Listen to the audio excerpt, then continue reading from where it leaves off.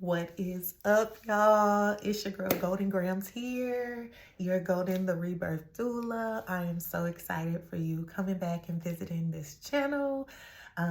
Happy New Year's Eve. We are getting ready to approach the 2023 New Year's season, and I've got some really good stuff that I want to share with y'all before we get into the new year. Please don't hop on. Let me do some housekeeping real quick, real quick.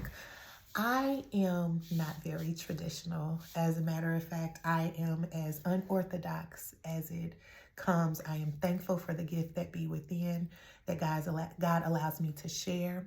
But I just want to do a little housekeeping, okay? You will find times that I'm on here and I'm talking about astrology. No, I am not practicing witchcraft. No, I am not out here casting spells. No, I am not substituting universe for God. No, I am not out here worshiping the planets and the stars and the universe.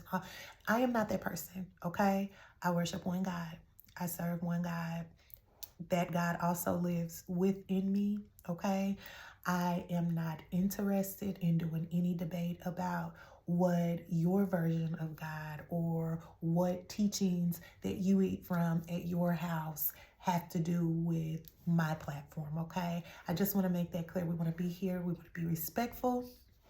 I want to make sure that this message touches everybody that comes and is curious or wants to hear or feels led. Like I'm not limiting myself. So you will hear me bring up certain astrological events because I feel like they are important. I worship and I serve one God. At the same time, I also acknowledge the universe that be within.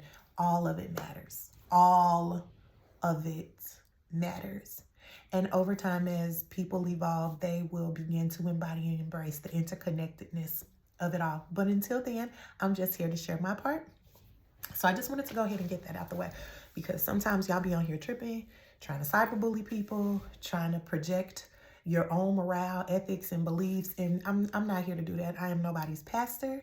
I am a woman who loves God, who loves the word, who loves people, and has spent a great amount of time and effort trying to get it right. And I'm just trying to do the same thing, okay? I could be doing anything else, and I'm choosing to be here with you. So with that being said, we're going to go ahead and get into it. Y'all like my hair? Well, it is super long, okay? I'm going to just say shout out to Alberta, even though she did tell me while she was braiding that she wasn't braiding in 2023. I'm not going to claim that though.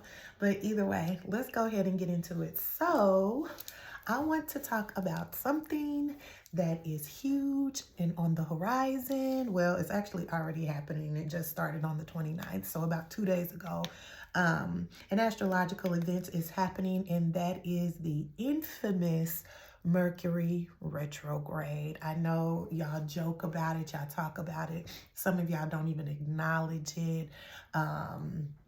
People be like, is Mercury and Gatorade? You know, they have a bunch of things to say. But nonetheless, we just entered retrograde in Mercury. And if anybody knows anything about mercurial energy, I'll just drop a couple of Snapple facts. So Mercury energy has a lot to do with communication, thought-filled connections, how we interact with others, that kind of thing. And then when you look at the word you know, the prefix of the word retrograde is you have that sort of slowing down, or kind of giving yourself a mental vacation, just kind of like shutting down. So you'll hear a lot of people talking about technology, cars, just the way things are communicating internally are all out of whack. And then when you think about retrograde, like I'm throwing it back. So Mercury retrograde is all about things that you've said, things that you've committed to, belief systems, mindsets, those kind of things, and kind of throwing it back at you to reflect, to sit with and reflect and be like, do I still agree with that? Does this still resonate? Should I change my mind? Should I change my outlook? So all of this is happening, and this is going to be going on until I believe January 18th.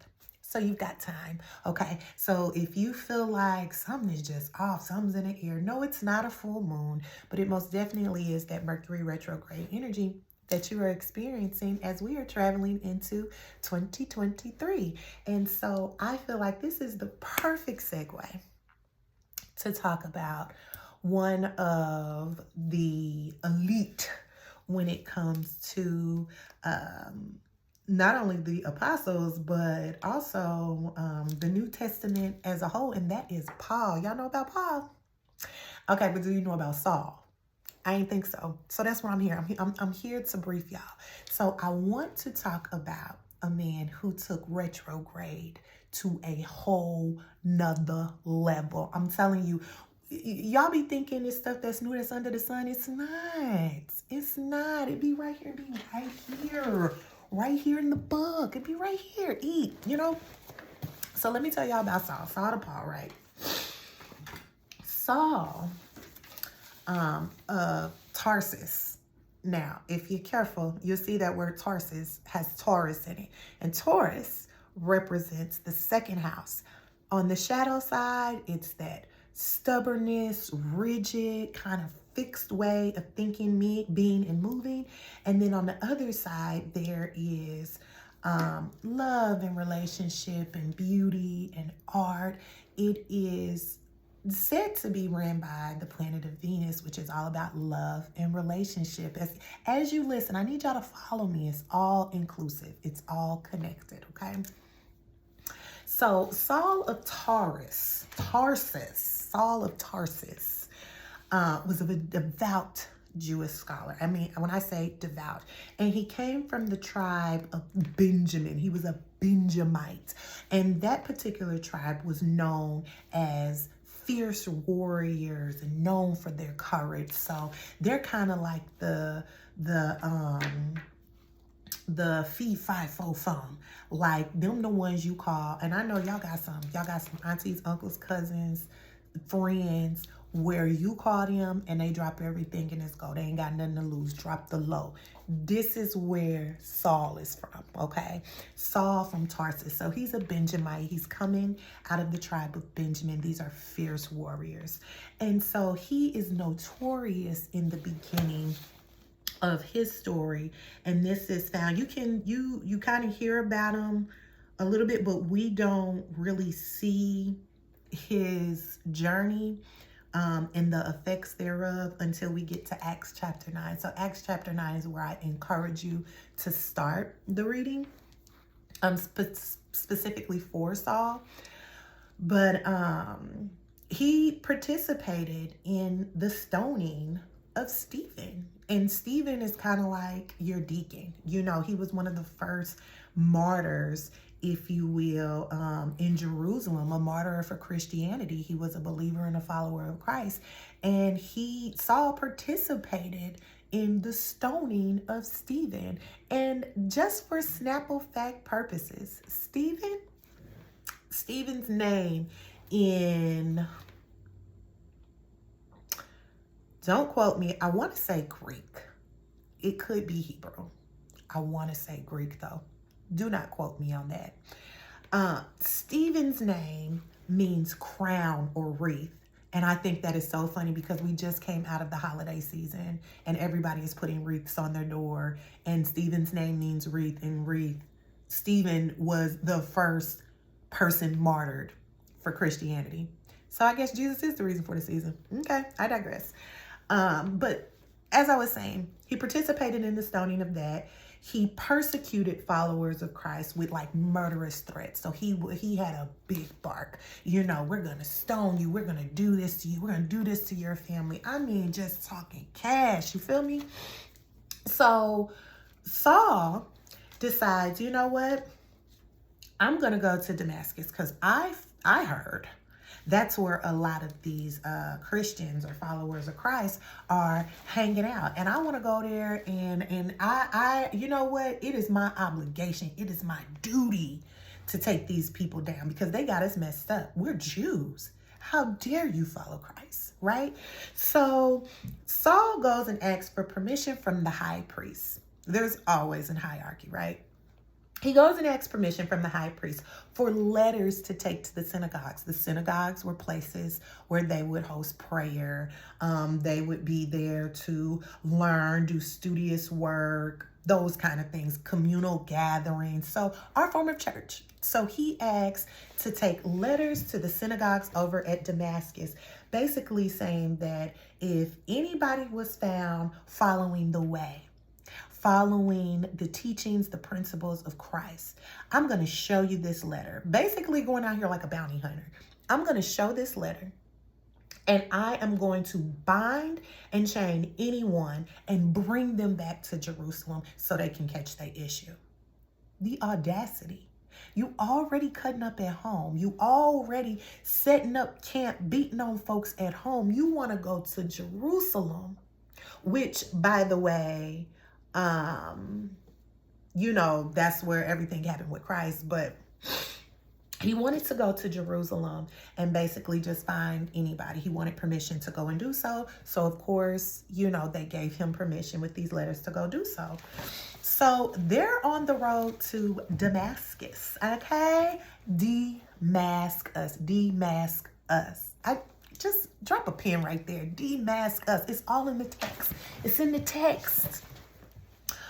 So on the road to Damascus, he got his crew with him, his disciples, his followers, his homies, the ones who are also believers and devout Jewish scholars as well. They are there on this bounty hunt for Christians.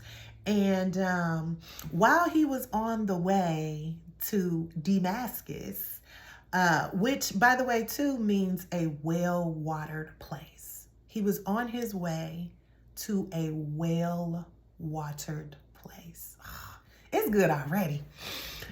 So he's on his way with his friends, and, well, I shouldn't call them friends, but fellow believers of the same like-mindedness, okay? And he's blinded by a light. Some might even say it's like lightning struck, or the equivalent of if you've sat in a movie theater, a long movie like that Avatar that just came out, or any of these long Marvel DC comic movies, and then you go outside and it's still bright, and it just brighter than that. So he's hit by a light. A light is flashed that caused him to fall to the ground, and a voice asked, "Why are you persecuting me?" Saul says, "Who are you? Who are you? Who are you, sir? I don't, what's going on? Tell me who you are. State your presence." And the voice says again, "I am Jesus you are persecuting. Get up, go into the city, and you will be told what to do." Now, here's something key here. The other men that were with him, though they did not see, they too heard the voice. They also, stick a pin in that too, because that's going to make sense in a minute. They heard the voice also. So Saul rises up, and even though his eyes were open, the text says he saw nothing. So just like you looking at me, I'm looking at you, eyes wide open, nothing. You ever seen blind people whose eyes are still open and they're just like the equivalent? Saw nothing. However, the same men that heard the instruction that was given to Saul, though they saw nothing either. They didn't see where the voice was coming, but they too heard it. They led him by hand into Damascus. And over that 3-day journey, while he had no sight, he also did not eat nor drink. This brother was on a fast. Stick a pin in that too. Park it. Let's open up a new tab. All the while they are on this journey, God comes to one of his most beloved believers named Ananias. And Ananias, if you break it down, means an eye. Ain't that tight? So Ananias, he comes to Ananias in a vision and is like, "Hey, go to the street called Straight." It's already getting so good. Go to the street called Straight. And at the house of Judas, and if anybody knows, Judas means praise. At the house of Judas, ask for Saul, and Saul will be there praying. So he tells Ananias, God tells Ananias, like, "Hey, this is what I need you to go do. I've already given Saul the vision. I've already given him the vision. to see you when you're coming. And when you get there, I want you to lay hands on him. The text says, I want you to lay hands to him to regain his sight. Ananias, believer and all, was like, flag on the play. Hold on. You want me to go down to the house of Judas? I done heard about this man. I've heard of this man before. He kills people like me. And you want me to go do what now? And so God just reassures. He just continues to reassure Ananias that Saul will not only be an instrument for all non-believers of the way, but it would also be made clear that there will be a suffering and enduring. So God is basically like, I hear all that, I get all that, but that's not your business. Be obedient to what I've instructed you to do.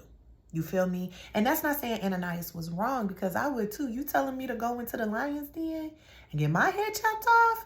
I got some follow-up questions. But God is giving reassurance. God is giving instruction, and God is giving reassurance, bringing peace, bringing comfort. So Ananias is like, okay, I'll be obedient. Goes down the road called straight, finds in the house of Judas that Saul is in there praying. And then he lays hands on him. And from there, he regains his sight. He was baptized and then nourished with food. And from there, he proclaimed the gospel and began a dedicated life for ministry. So that's basically like the Saul to Paul sort of intro, if you will, because it took, I want to say, you don't hear Saul being called Paul until he left his hometown again. Now remember, he's from Tarsus. He goes to Damascus. He goes to Damascus, and he has this interaction. He has this event that happened, and then from there he goes over and starts his journey with this change of new heart, new mind, new belief, connecting with other believers. And that came with great persecution. He was incarcerated at one point. Even his own people, the Jews, were looking at him and was like, hey, nah, you spent a life of following us, following what we're doing, following what we're saying, and then you turn around and now you're saying to us that you believe Christ, you're a believer of the way. That's crazy, right? So now it sounds like he's two-faced. It feels like he's two-faced. And they tried to kill him, but it was the compassion in the heart of those disciples who had been there from the beginning of his journey, and those over in Jerusalem and Damascus who were just kind of like, yo, we kind of trust that he has changed his way. And so they helped him escape and get back home. What are we getting at here? So let's talk about it, because we know afterwards, Paul wrote 13, I believe, of the 27 books of the New Testament. And that's Romans, Galatians, 1st and 2nd Corinthians, Ephesians, Philippians, Colossians, 1st and 2nd Thessalonians. There are some out there who say he didn't write Hebrews. He wrote Hebrews. And then he wrote 1st and 2nd Timothy, Philemon, and Titus. So brother was out here not only turning over a new leaf, but he was making it make sense in his act. He was creating a great deal of retribution for his works and returning the favor by dedicating his entire life to writing to those churches and individuals to say, hey, I know, I get it. What I said before was wrong. Don't do that anymore. And that's difficult. Like that ain't no easy feat, because I know a lot of us can attest to the fact that we was out here in some ways doing some things, and then we tried to turn over that new leaf, or we decided we're going to make changes in our lives. And then when we go and we do that, those who remember us from the way we were back then are not so receptive or accountable. They try to hold us in the place that we weren't were. So I got a couple of points that I want to make before I get up out of here.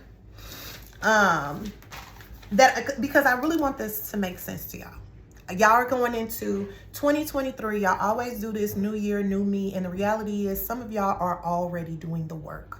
Some of y'all have already started shifting gears, changing, or even just mentally curious about doing something new. I don't want you to get distracted right here. I don't want you to fall off the cuff and do something that's detrimental to your journey, to your progress. A lot of y'all are already doing the work. You just need a little more assistance, because sometimes when you start leveling up, unfortunately, you don't have a whole lot of example or blueprint to go off of, and it can feel like wilderness, and then you think you're somewhere you're not supposed to be, and that's not it at all. So let's go over a few points. Now that you have an overall understanding of what that Saul to Paul looks like, let's parallel this. Point 1, consider your own programming and conditioning. So your morale, your ethics, your religion, how you treat others who don't believe your way is the only right way. And I know I'm probably tiptoeing on a lot of devout Bible thumpers and churchgoers. I'm not going to insert any type of religion in there, because I feel like this is a universal concept. Your way is not always the right way. Otherwise, this great living word would have one story, one book. We would all be following it, and then that would be the end of that. But as you can see, the folks were finding their way in multiple facets, multiple ways, multiple journeys, multiple directions. Your way was your way, and it was the way that was meant for you. So consider your own conditioning and programming. When you think about Saul, he was crucifying in his own way, murdering and martyring and threatening people who did not believe what he believed. Like, that was his business in the first place. Work on you. So consider how your conditioning, your programming, your morale, your ethics, your belief system, your mindset, when it differs from someone else's, how do you respond to that? Do you feel an immediate need to defend? And I feel confident saying that I have only observed. I'm not saying this is 100% true, nor am I saying I speak for the masses, but I find it interesting that though the word only calls us to be witnesses, somehow that has translated over time to be public defenders of the word, to go out and fight for it. In Hebrews, we learned that it fights for itself. It's a double-edged sword, dividing bone and marrow. Like, it don't need your help. Mind your own business. Mind the business that pays you. And a lot of y'all ain't getting paid. Mind the business that pays you. Second point, consider how your awakening or tower moment may occur in front of others. So consider the company and environment that you keep. I just want to park it right there for a second. Because if we remember in the beginning of this road to Damascus, Saul's disciples, followers, and crew, they also heard God. So they were all believers of the same thing, but when that moment happened, they all heard it too. And they did not be like, oh, bro, you on some new stuff. We ain't, that's sorcery. That's witchcraft. You heard it too. You heard it too. They heard it too. And instead of persecuting him, which justifiably so they could have, instead of persecuting him, the text says that they picked him up and led him by hand. When you're experiencing your tower moment, your awakening moment, whichever side of whether it's sunset or sunrise, whatever side you're on the fence with it, you have to be so considerate of those that you keep in your environment. Because those who are capable of hearing too will help lead you to the place. They're not responsible for your journey, but they will support you. They will continue to lead you in the right direction. They're not going to sit there and play that 1 foot in, 1 foot out, hide and seek with God, hide and seek. I'm going to act one way in front of people and then behind closed doors, I know the truth. No, they're going to stand for truth with you together. And nowhere in text does it say they was giving them a hard time and making fun of them, making them feel bad, treating them bad because he was in a weakened position. He was postured in the most vulnerable position there is. Who is covering you? While you're going through all of this stuff, what does your environment look like? Does it even support what you have going on? It also says that on this journey, this 3-day journey, he did not eat nor did he drink. Why? Because in these moments, it may include isolation and separation from people and things that only satisfy your flesh. True awakening requires discipline, separation, and fasting. And I know y'all don't like to hear that, or y'all like to modify it. I'm going to do a Daniel fast. So I'm going to just, I'm going to sacrifice TV. 99.9% of y'all can't even tell yourself no to food. You think you gonna die. Your BMI is too high for you to die not eating for 24 hours. You not gonna die, sis. You gonna live, bruh. Okay? A lot of the discipline and a lot of the true foundation, the building of that is going to have to come from a place where you have learned to tell yourself no from those fleshly things that separate you from hearing God. So he went on a 3-day fast, and relying on his environment, the company that he kept was so important in following God's instructions.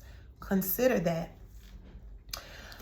My next point is to praise God and pray continuously until God speaks or sends, just as Saul did in the house of Judas, which means praise.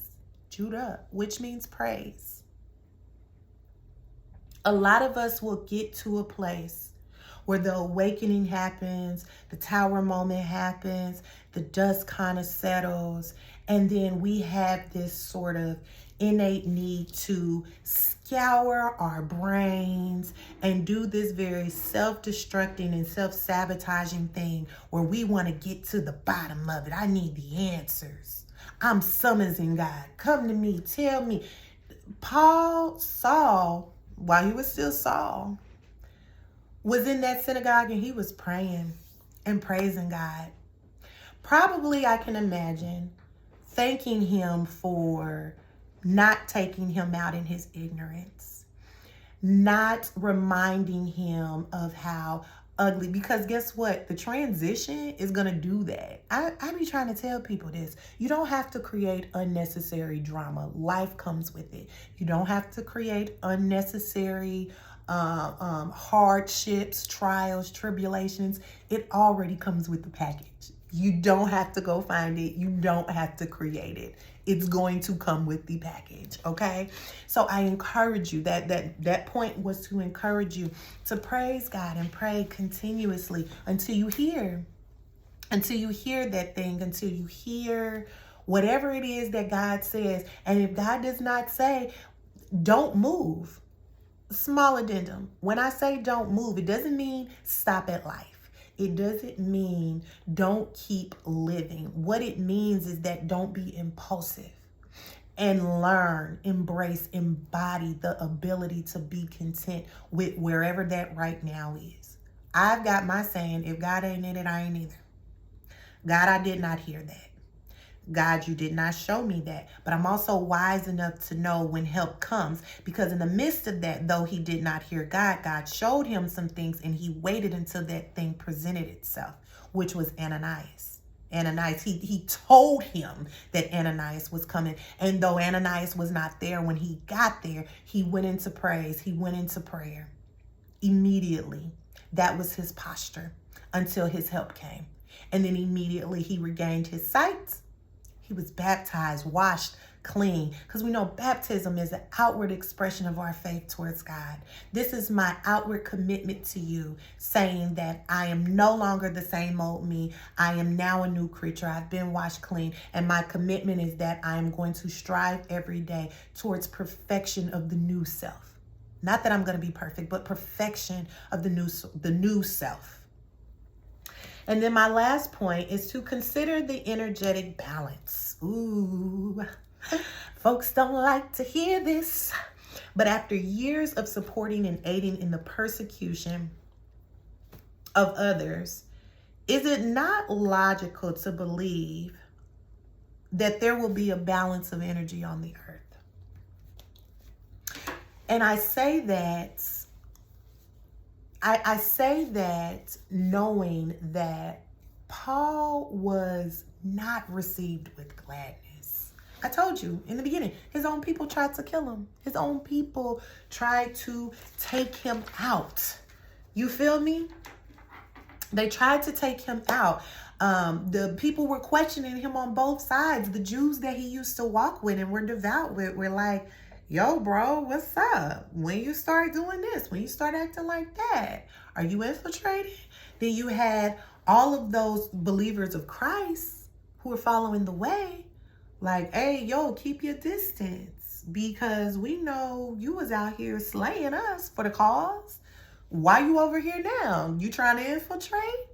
It is a very lonely and isolating event.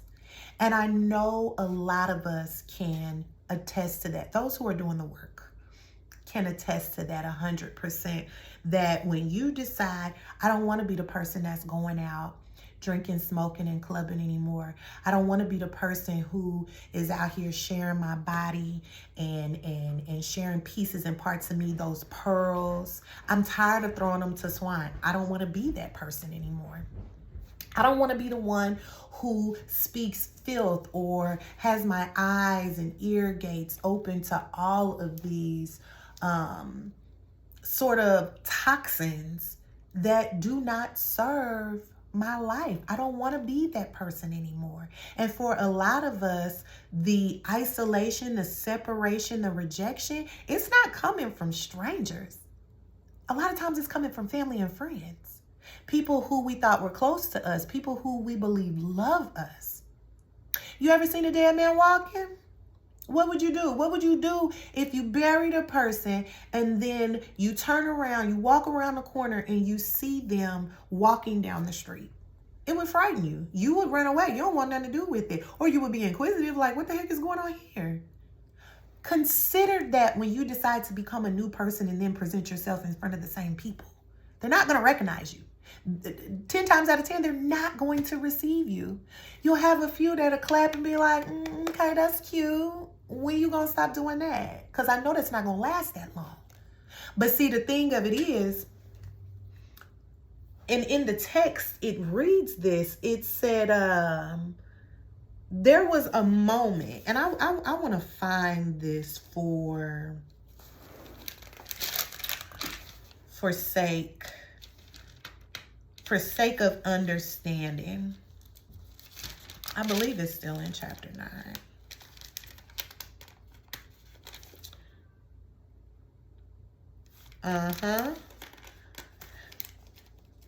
Let me turn the page, because that just crossed my mind.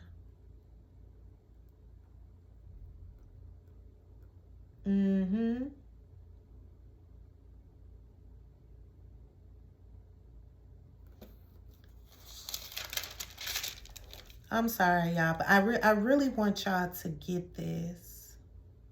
I really want y'all to get this.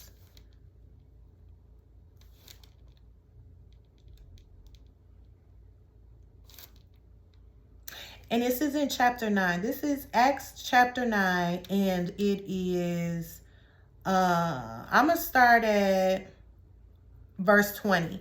And it says, and straightway he preached Christ in the synagogues, that he is the Son of God. But all that heard him were amazed and said, is not this he that destroyed them, which called on the name in Jerusalem and came hither for that intent, that he might bring them bound unto the chief priest? But Saul increased, this is verse 22, but Saul increased the more in strength and confounded the Jews which dwelt at Damascus, proving that this is very Christ. The part that got me was that, but Saul increased in strength. Hey, you're going to have to build some fortitude. You can't go buckling every time somebody brings up your past, every time your feelings get hurt, every time you feel like they not receiving me, they not letting me be who I say I am now. I know I'm a new man, I'm a new woman, I'm a new creature. You can't go running and buckling and crying and quitting every time you are presented with that. You gonna have to find some fortitude. You gonna have to find some strengthening. You gonna have to put them big pants on, them big boots, and strap them up, because you got big shoes to fill. But they're your shoes. They're yours. They're your shoes. My next point, thank you for your patience and letting me find that, because I felt like that was so important. I didn't have that in my notes, but I remembered in my reading how even in the persecution, that reverse persecution, it then became a matter of, all right, I heard what you said, but I'm going to take it to the chin, because you know what, you're right. That is how you experience me. But that's not the end of the story. Semicolon, plot twist. It's not the end of the story. I got a new story. My story is still being written. Like, I heard what God said, whether you did or not, and I got people that heard God too. You got to build up your fortitude. You got to be strengthened in this. This walk is not for the weak. My next point, be gentle with your journey. Don't rush through it, and be intentional. Listen, Saul spent 3 years with the disciples of Damascus before returning home. 3 years. He was supposed to go on an excursion. A 3-day excursion became 3 years. Okay? I love when the word does this, because y'all just be out here. They just be out here having adventures, having a good time, living life, learning lessons. It literally sounds like us, right? But the Bible ain't real. Okay? Spent 3 years with the disciples of Damascus before returning home. I want to tell y'all something. Because what that reflects is how he changed his ecosystem. Wisdom. I cannot take the condition that I'm in, what I know. I am not that strong to just leap back out there into the mosh pit and take it for what he is. He changed his ecosystem completely. And I want to tell y'all that there is nothing two-faced or funny acting about changing your ecosystem during this time of change. There is nothing two-faced or funny acting about it. Conversion can be so difficult, and you have to work to build trust with those that you want to connect with. Everybody's not going to want to be your friend first, okay? Everybody's not going to want to hang out, go to brunch, go to lunch, kick back, have men's Bible study. They're not going to be feeling you like that first. You're going to have to rebuild your ecosystem. That's what I'm talking about, building that fortitude. It get lonely at the top.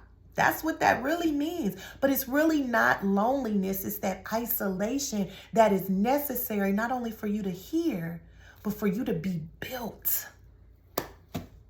My last point. Check in with yourself. It says, as the Jews in Damascus were questioning and plotting to kill him, the word says that he increased in strength, regardless of what the naysayers say. Regardless of what the people think, even if they are sitting in the synagogue, sitting in the church, sitting on social media, sitting in your living room. Sometimes these people be real close to home.